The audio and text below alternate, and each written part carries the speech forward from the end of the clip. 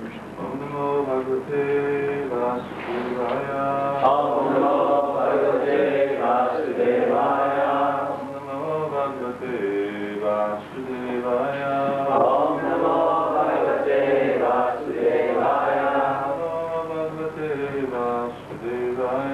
Om Namo Bhagavate Vasudevaya.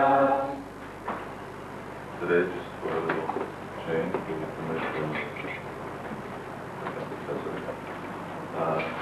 Just want to conclude the series that we're doing on the modes of material nature. 4 classes today. Today is the 5th, and this class is particularly to do with devotional service in the modes of material nature, or different types of bhakti. Up to now we've shown how aspiring transcendentalists are affected by the modes of material nature according to their own individual natures. And that becoming transcendental is not just a matter of dress, but it's a matter of taking on certain qualities. Those qualities come as one practices bhakti yoga. However, if one makes a concerted effort to cultivate those qualities, then they come even better.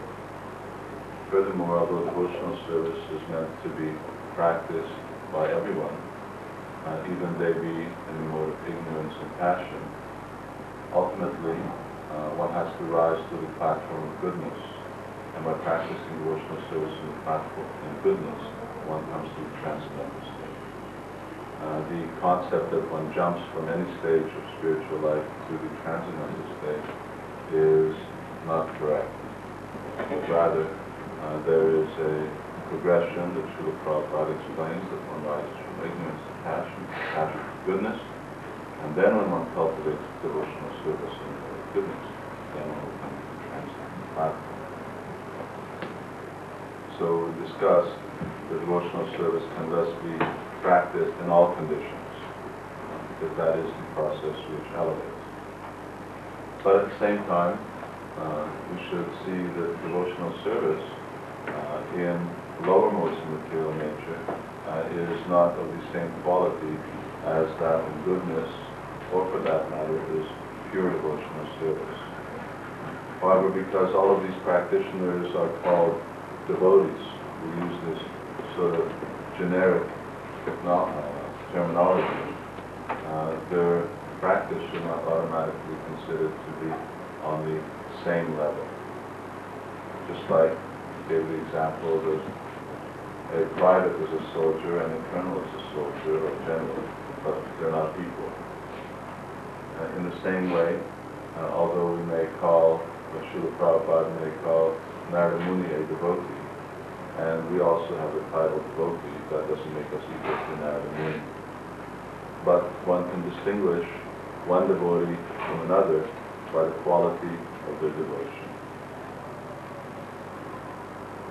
So, unless one actually comes to pure devotional service, it is to be understood that one cannot be liberated from the modes of material nature. And today, we're going to study devotional service as it's affected by the modes of nature. Actually, it is the practitioner who's affected, and therefore his devotion is considered to be devotional service in the modes of nature. Real devotional service, or pure devotional service, is unaffected, it is transcendental. But if the practitioner is not transcendental, then that terminology applies to his bhakti being influenced by the modes of nature. And then we'll also examine what pure devotion is. Great. And we'll also examine what pure devotion is. So before we begin, there are there's a slight distinction to be made between an individual who is influenced by a mode of material nature and one who is motivated to practice devotional service in a lower nature. All just distinguished them briefly. We are all, to one degree or another, affected by the modes. And that is inherent in the way that we think, the makeup of our body, and the results of our past activities, as a result of which we have various anarthas. So that is one type of influence by modes of nature. On the other hand, if one's motivation in executing devotional service is subject to the influence of the modes of material nature, then that is another type of influence. The latter, in other words, when someone is, and for instance, as we've been describing the last few days, characteristic of ignorance is foolishness, passion is fruit of result, and goodness is desire for knowledge, purification, or advancing forward in spiritual life. So when one is influenced by modes of nature, but one's purpose or motivation in spiritual life is to become purified, then that motivation is considered to be satisfactory. On the other hand, if one's motivation is for some fruitive gain, etc., that advancement is not satisfactory. It's extremely, extremely slow, because not only is the individual not practicing spiritual life properly, but because his motivation is false, he's fooling himself. So in this way, that individual has incorporated a particular mode into his body. The former is influenced by mode, but wants to become rid of that contamination. He will advance, and that is called a sincere person. He may have certain drawbacks, but his motivation is to advance in spiritual life. But the second person, he's taking the motivation of the influence of that mode as being actually the goal of his spiritual life, which may be for comfortable living, having some nice result out of his devotional activity, and spiritual advancement is secondary at best, or maybe not even an issue in Krishna consciousness. So, in both of these cases, the quality of the devotion is considered to be of an inferior nature in comparison to pure devotional service. So, the following analysis will apply to varying degrees according to which one of these individuals we are referring to. Now, the main reference today is the 29th chapter of the 3rd canto of Srimad Bhagavatam, wherein Lord Kapila is expressing and explaining these issues. Srila Prabhupada here explains in the following way in the 10th verse. Devotional service in the modes of ignorance, passion, and goodness can be divided into 81 categories. There are different devotional activities, such as hearing, chanting, remembering, worshipping, offering prayer, rendering service, and surrendering everything. And each of them can be divided into 3 qualitative categories. There is hearing in the mode of passion, ignorance, and goodness. Similarly, there is chanting in the mode of ignorance, passion, and goodness. And Prabhupada makes some arithmetic. He says, therefore 3 times 3 is 27, times 3 is 81. Excuse me, 3 times 9 is 27. And one has to transcend all such mixed materialistic devotional service in order to reach the standard of pure devotional service as explained in the next verse. So, chanting in the mode of ignorance, hearing in the mode of ignorance, in fact, all the different 9 angas, Shravanam, Kirtanam, Vishnu, Smaranam, Parasevanam, Parasevanam, Dasam, Sakya, Atmanivedanam, these can all be done under the influence of those 3 modes. And then once again, Srila Prabhupada, he doesn't explain what the second 3 is. I take it that it's further combinations of the different modes, in other words, real subtleties. So when you take those 3 modes of material nature, they mix with each other 9 times, 3 times 3, you can get that many combinations. Of course, there's so many more, but then they become finer. And then that 9 combinations of the modes of nature times the 9 different devotional activities makes 81 different types of devotion. So everyone try to get out of hearing or ignorance, and at least let's get into the passion. Plus. So, here, Srila Prabhupada makes clear that pure devotional service is uncontaminated by material qualities. But devotional service, which one renders with a non-devotional motive, is impure. So, such mixed service, Charitamrita explains, Srila Prabhupada points out, quote, does not aim at directly awakening love of God. In other words, when one's motive is something else other than becoming purified, other than going back to Godhead, other than awakening love of God. And therefore, Prabhupada says, one has to transcend all such mixed materialistic devotional service in order to reach the standard of pure devotional service. Now, let's see what the different types of mixed devotional service and their results are. In the 7th verse of this chapter, Lord Kapila says, Bhakti Yoga Bahu Vidho Margo Bhamini Bhavyate Svadhava Guna Margena Kum Sambhavo Vidhiyate. O noble lady, there are multifarious paths of devotional service in terms of the different qualities of the executioner. In Bhagavad Gita, Srila Prabhupada elaborates here in the purport that in the 7th chapter there are 4 different types of people. Artha, Jignashu, Artha, Tikani. And all of these people take to devotional service. The qualification is that they can come to Krishna because they are Sukritana, they are pious. However, they have a purpose, and all of these purposes indicate mixed devotional service. All of these 4 categories of individuals are mixed devotees. They are not Shuddha devotees or pure devotees. Pure devotee is someone who has no demand to be fulfilled from Krishna. But these 4 purposes, which we hear about in the Gita, are, for instance, 1 is the distress. Distressed person wants mitigation of his distress. 2, those who want money. Well, self-evident. He wants to improve his material situation. 3rd are the inquisitive. They're frustrated, anxious, curious, and they want to investigate what is this all about for their own personal benefit. And those who are seeking knowledge, yes, they're better, but they're still dissatisfied elsewhere. They still want a better situation. So none of these are actually pure.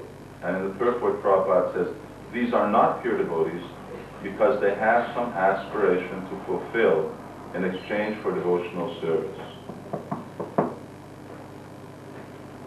However, he says they are completely purified by the association of pure devotees. They also become pure. In other words, by association, these devotees can become purified. So the fact that our motive may not be pure is not necessarily a cause for distress. Obviously, we are here in order to achieve levels of advancement. And how will that be done? Primarily, it will happen through association. Prabhupada says, by association with pure devotees, they also become pure. So, Kapila Dev says, according to the guna, there are different paths of bhakti. All right, now let's start with the first one. He says, Abhisandhaya yogin sam dambam matsyarya vibhava sambrami bhina vritta bhavam mai kuryat satamasa. Devotional service executed by a person who is envious, proud, violent, and angry, and who is a separatist, is considered in the mode of darkness. So repeat it again. Envious, proud, violent, angry, and who is a separatist is considered in the mode of darkness. So here, it is clear that the individual has an interest separate from that of the Lord. That is called being a separatist. You have an interest separate from Krishna's interest. That person may be very proud of his own personality, even though he may be a disqualified person, even from a material point of view, but he always finds something to be proud of. And not only that, but he's then envious of others. And along with envy comes vengefulness, that someone is also wants vengeance. And his third symptom is that he thinks that he is the best devotee, regardless of the fact that who he may be associating with, how elevated. With those he may find defect, but with himself he finds, like Duryodhana, when he was being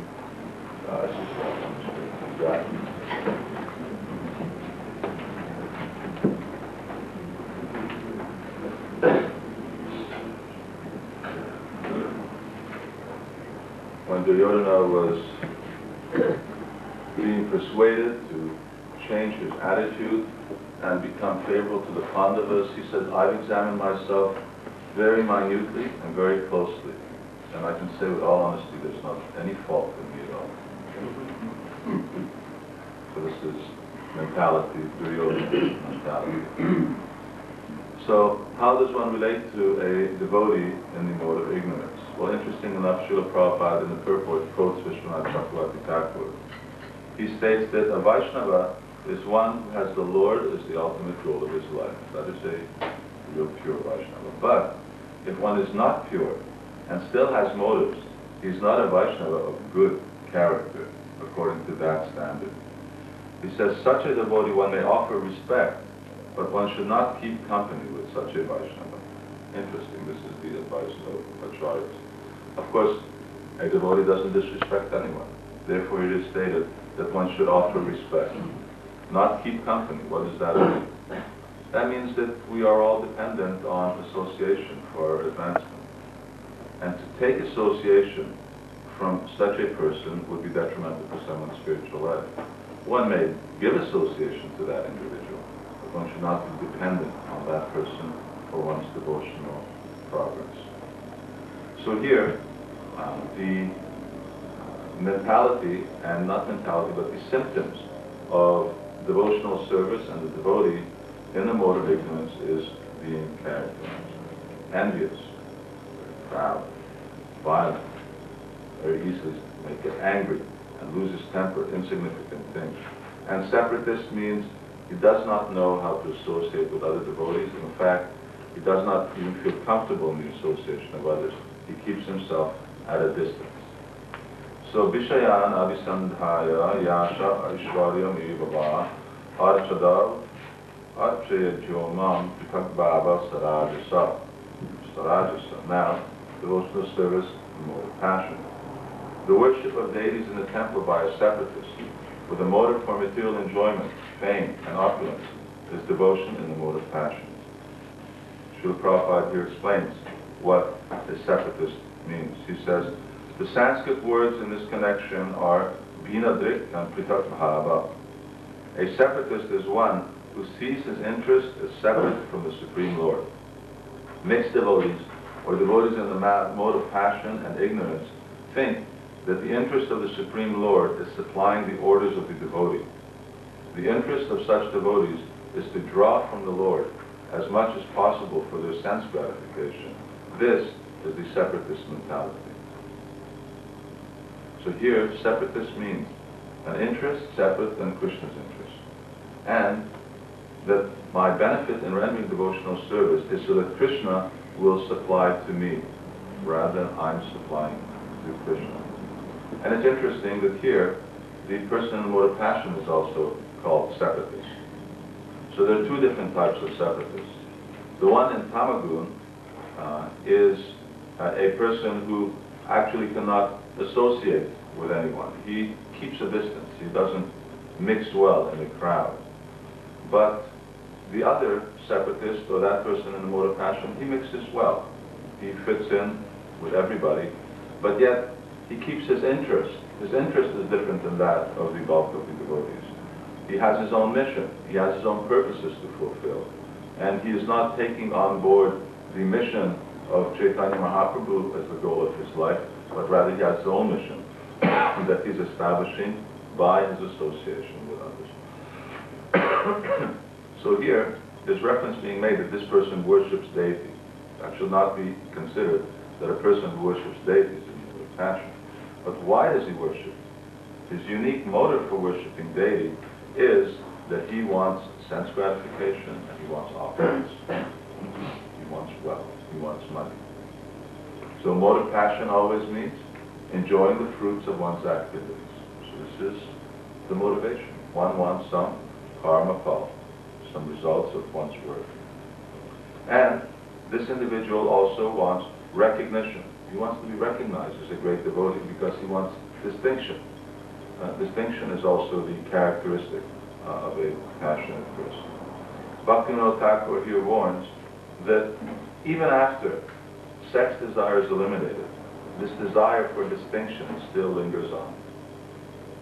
It is a more deeply rooted attachment than even the attachment between members of the opposite sex. So therefore, rendering devotional service in passion and ignorance is considered to be dangerous. Why? Because we'll see later on, quote unquote, this type of devotional service is a means for continued material existence. In other words, while one is executing devotional service in ignorance and passion, you must return to the material world. You cannot go back to God. And we'll discuss that a little later. The third is devotional service in the mode of goodness.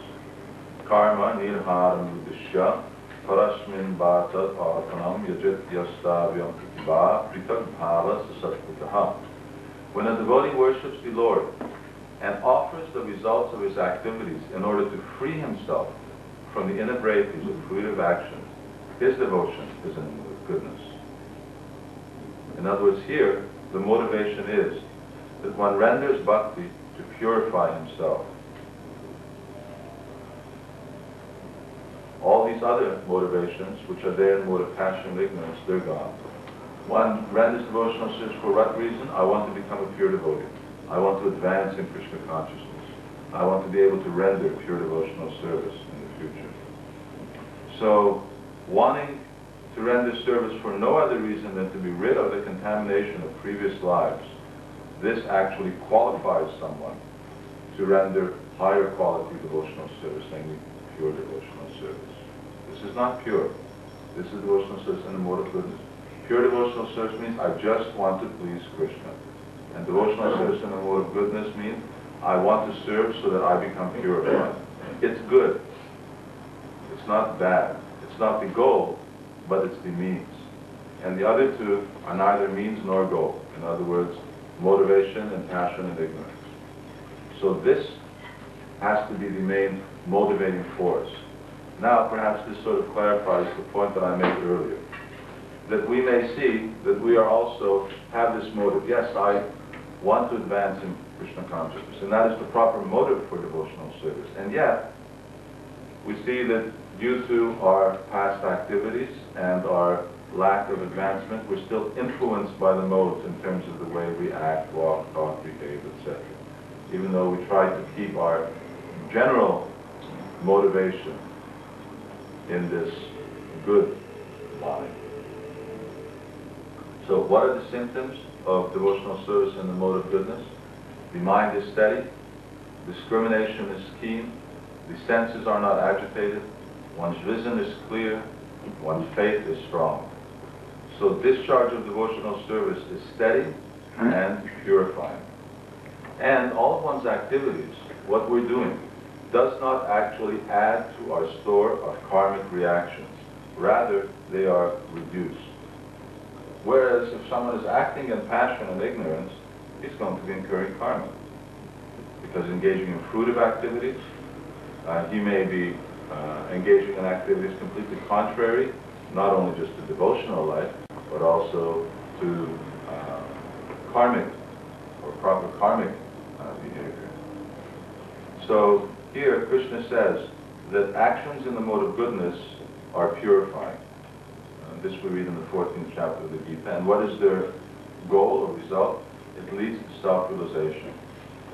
So what will happen is that devotional service in the mode of goodness, the effect of devotional service is purifying.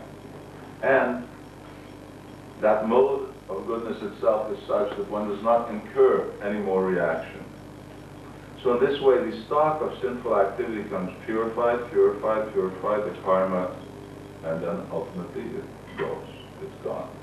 And then one comes to the pure platform. So in this way, as one's reaction subsides and gradually reduced, one is elevated to the transcendental stage. But this only happens if one becomes very steady in rendering service for the sole purpose of purification. The moment these other motives enter into the service and one becomes contaminated with rajas and tamas, then once again one can slide back down. So determination, therefore, has to be very strong, very fixed. And in this way, one will purify. One will become purified and advance to the stage where one transcends even the mode of goodness. So this we've discussed earlier. The mode of goodness is the best platform to practice devotional service.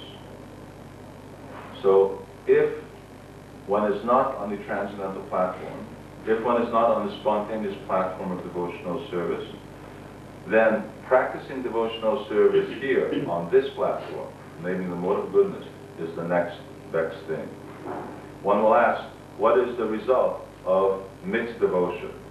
Now Prabhupada explains in the purport.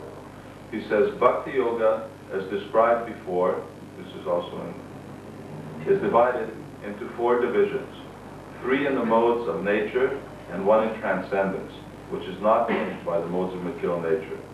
Devotional service mixed with the modes of nature is a means for material existence.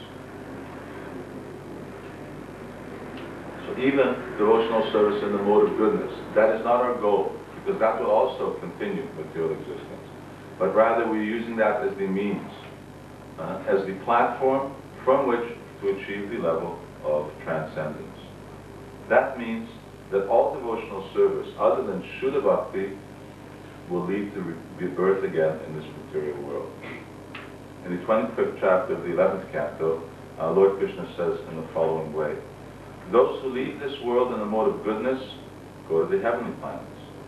Those who pass away in the mode of passion remain in the world of human beings, and those dying in the mode of ignorance must go to hell. But those who are free from the influence of modes of nature can come to me.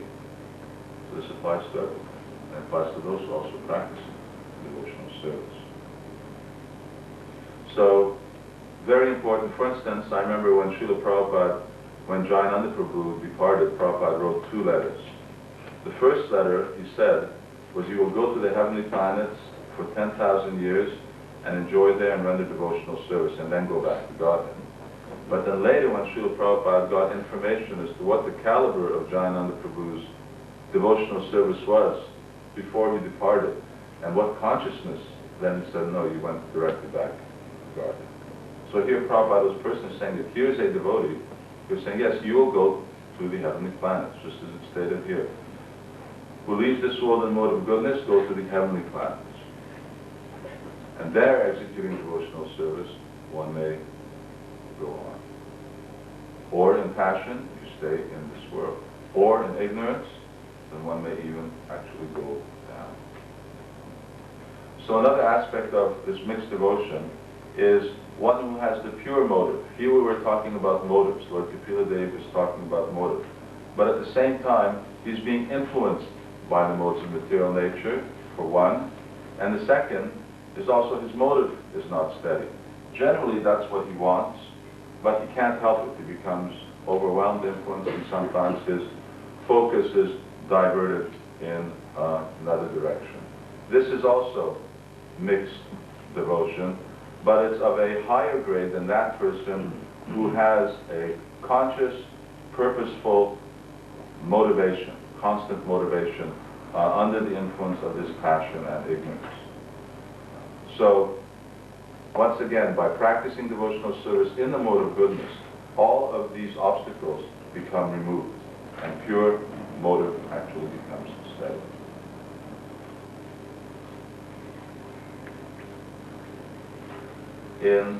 Well, we've discussed this in quite detail, but one raises the objection, or sometimes we hear this objection, is there no other means for getting freedom from the modes other than pure devotion, and to get into pure devotional service? In the conclusion to the 14th chapter, Krishna explains that it is by avyabhicharani bhakti, or he says by unfailing bhakti, unfailing devotional service, that one actually has access to transcendence. In other words, there is no means. Other than coming to pure devotional service, one cannot become free from the influence and modes of nature. Arjuna asked this question. He says, how does one become free from the modes of nature? And Krishna's answer was, Mam cha yoga charina bhakti yogana sevate sagunan samati bhakta brahma. By this avyabhicharani bhakti, unmotivated, pure devotional service. So until one comes to that, one will remain in the clutches of the modes of material nature. Also, in the 11th chapter, Krishna says, my dear Arjuna, only by undivided devotional service can I be understood as I am, standing before you, and can thus be seen directly. Only in this way can you enter into the mysteries of my understanding. So the qualities of pure devotional service, they're also explained. And Lord Kapila explained these also after he explains motivated devotional service. He then states, and I won't read the Sanskrit, the manifestation of unadulterated devotional service is exhibited when one's mind is at once attracted to hearing the transcendental name and qualities of the Supreme Personality of Godhead, which is residing in everyone's heart. Just as the water of the Ganges flows naturally down towards the ocean, such devotional ecstasy, uninterrupted by any material condition, flows towards the Supreme Lord. A pure devotee does not accept any kind of liberation, even though they are offered by the Supreme Lord. So here, the symptom and the qualities of pure devotion are described. That as soon as someone hears the transcendental name and qualities of the Lord, then his mind is automatically attracted. That means when we sit down and chant japa, immediately, the more we chant, the more we become enthusiastic. Why? Because we're attracted. As soon as we sit down to read Srimad Bhagavatam, even if we're a little tired, immediately we become attracted. Just like when you sit down to eat prasadam, tired, not tired, immediately wake up. So this is the symptom of pure devotion. It's a very easy litmus test. When you chant and when you hear, do you become more and more encouraged and enlivened, or are we struggling with sleepiness, the mind wandering, and so many other things? So this is considered to be the main symptom. And the secondary symptom here is that such a devotee does not want any types of liberation. Salokya sashti samitya sarupe katama pyuta diyamanam vidriyanti. So the devotee doesn't want any of these things. Here, Prabhupada in the purport describes this word avichinna. He says the basic principle of pure devotion is love of Godhead. And because the gunas or qualities of Krishna are transcendental, they are attractive to pure devotees. So when we say free from modes of nature, yes, we want to be free from material modes, but we want to be attracted to Krishna's qualities. And this is the difference, changing the direction of that attachment. He says the attachment of a devotee is natural and unforced, thus and cannot be stopped at any condition. He says, so this word avichinna is very important. And then he talks about the word ahoitaki. He says ahoitaki means without reason. A pure devotee does not render service for any cause or any benefit, material or spiritual. This is the first symptom of pure devotion. Anyavilashita shunya. One has no desire to fulfill by rendering devotional service. Now, last time we discussed this point, but I'll just repeat it here. Often this question comes up in class. It says, well, Srila Prabhupada said that a pure devotee doesn't want to go back to Godhead. So shouldn't we desire like that? And the answer is yes, that is the motive of a pure devotee. But if you're not a pure devotee, then desire according to what you should be, which is you should desire to go back to God. You should desire to make advancement in spiritual life, desire to become free from anarthas, because that will give the adhikar for this other type of desire. Desire is something that also requires purification and cultivation. So, pure devotee, he's not interested in anything. Svarga, apavarga narkeshu, apitulya shabbat. It doesn't matter where he is, it doesn't matter what kind of miseries or suffering he's undergoing, he's already pure, so he is satisfied. And then, avyahita. Prabhupada said this means without cessation. A pure devotee must engage in the service of the Lord 24 hours a day without cessation. Another meaning is that the interest of the Lord and the interest of the devotee are on the same level. These three words I found very clearly describe just what this word avyavicharani means, or unceasing, uninterrupted devotional service. And when you apply this to that, then it becomes very clear that just because I'm engaging in devotional service hasn't qualified me to be transcendental, because my devotional service is by no means avyavicharani. So here the conclusion is, Prabhupada states, these are the symptoms of pure devotional service which is free from all contamination of material desire. And as far as liberation is concerned, the devotee is not interested for any type of liberation, because for him the highest happiness is simply to serve Krishna. So, in Bhagavad Gita elsewhere, Krishna gives these symptoms of spiritual advancement. For instance, in the 13th chapter, the 8th to the 12th verse, you can also read about these in detail. I won't quote them here. And the important thing is that one should know a thing by its symptoms. We should know what pure devotion service is, what other devotional service is, so we can analyze our own position in Krishna consciousness, and not just go along blindly thinking that we're something or someone else is something on the basis of hearsay, faith, and ignorance. But rather, things need to be identified according to their particular symptoms. And in the purport to these verses, 13, 8 to 12, Srila Prabhupada says, as for actual advancement in spiritual science, one should have a test to see how far he is progressing. He can judge by these items. So Prabhupada said, have a test for how you're advancing. He says, here are the items. See how you measure up to these items, 13, 8 to 12. And he says, then you'll know. As for actual advancement, he says actual advancement, not hypothetical advancement. Even very so-called advanced people, vimuktamaninas, they're also tricking themselves into thinking that they're liberated. We shouldn't fool ourselves into thinking we're liberated, because that won't take us anywhere. We need to really become liberated. So, here it's clear that the goal is pure devotion, which is characterized, which is completely different from mixed devotional service. And by practicing the mode of goodness, one will be able to come to the process of pure bhakti. I quote again a verse that I've quoted very often in this series, because it's very important. This idea that one will automatically jump to the mode, to the transcendental platform, is false. One must come to the mode of goodness. Lord Krishna says this himself. He says, until one revives one's direct knowledge of the spirit soul and drives away the illusory identification with the material body and mind caused by the modes, in other words, until one becomes free from the bodily concept of life, he says one must cultivate those things in the mode of goodness. By increasing the mode of goodness, one automatically can understand and practice religious principles, and by such practice, transcendental knowledge is awakened. Of course, there's a clause here. There's a conditional clause. There's some small print, and that is, watch out.